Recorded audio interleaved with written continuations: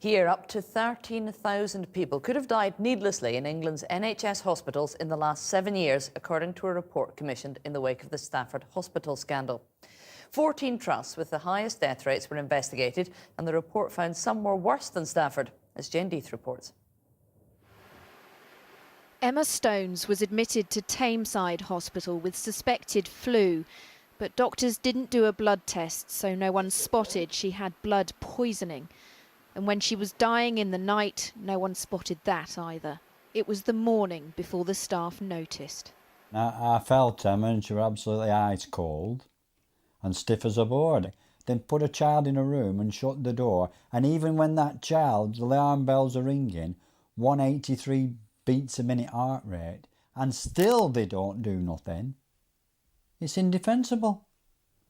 I mean, I'm putting myself now. My daughter died alone when she shouldn't have done. The coroner said if Emma Stones had had better care, she'd probably be alive today. And so would thousands of other loved ones, according to England's medical director, Sir Bruce Keogh.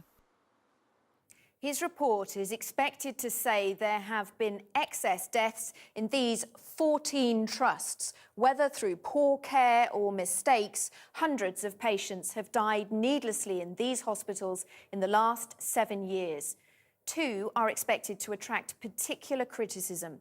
Basildon and Thurrock, where there were 1,600 more deaths than would have been expected, a higher death toll than at Stafford Hospital. The chief executive at Basildon, Alan Whittle, resigned last year. And at Tameside, where Emma Stones died, there were more than 830 excess deaths. Chief Executive Christine Green stepped down a week and a half ago. The Conservatives say part of the blame for the high death rates lies with the last government. We've seen staffing cut severely at these 14 hospitals. A&E performance has deteriorated sharply, and the mortality ratio at some of them has risen. So these are questions for this government to answer.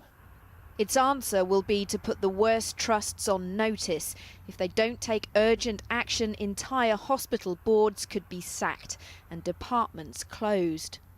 Hospital campaigners now fear Stafford was not the only scandal. There were other so-called mini Staffords. And the professor of medicine who provided the data points out these death rates have been available for years. The red flags have been there to see.